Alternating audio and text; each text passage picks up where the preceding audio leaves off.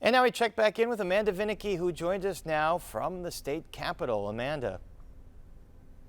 Yes, Paris. I'm actually joined by a member of the Illinois House, that is State Representative Tom Demmer. He's a Republican from Dixon. Thanks so much for joining us. We are in the Illinois House where not all that long ago, Michael Madigan ruled the roost. And for a long time by his side was Chief of Staff Tim Mapes, who today was indicted. What is your read on that? Surprised? Well, somewhat surprised. I think one of the most interesting parts of this indictment today came with the fact that prior to the indictment, Tim Mapes had an offer of immunity and was apparently testifying before a grand jury. Now, today's indictment came because he lied to that grand jury and obstructed justice. But you have to ask, what was this tied to? What were the underlying criminal allegations that they were investigating? Tim Mapes certainly was in a position to know about many of those. What is your impression of Mapes? Did you work with him often?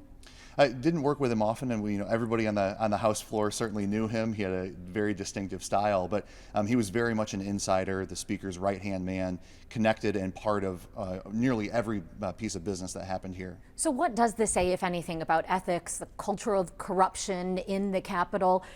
It was, again, for perjury, really, for not being frank with the feds. It wasn't necessarily anything that went on here. Is that telling? Well, I think there's underlying activity that happened here that they were investigating, but you're also right to identify this was a culture. This isn't just a situation where we can say a few bad apples, got a little out over their skis. What we see is indictment after indictment after indictment for activities directly related to the official work that we're supposed to do here.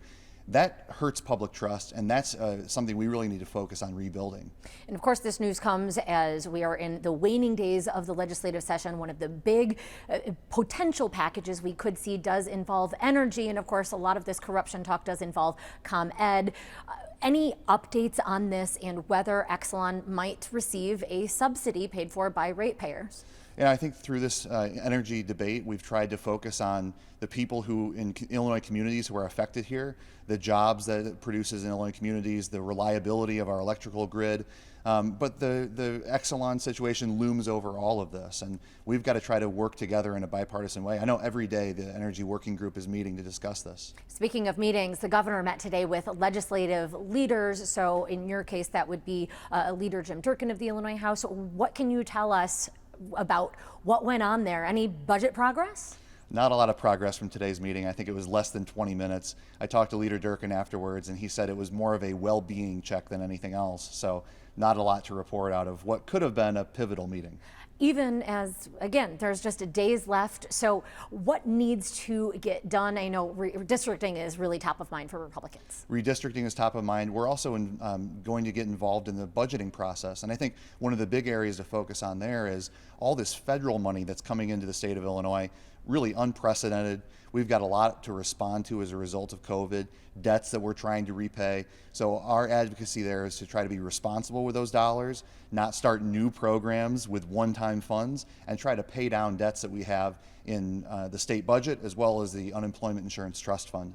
And those are asks that you'll be making of Democrats in meetings, including one tomorrow. Thank you very much, Representative Tom Demmer. Back to you guys in the studio.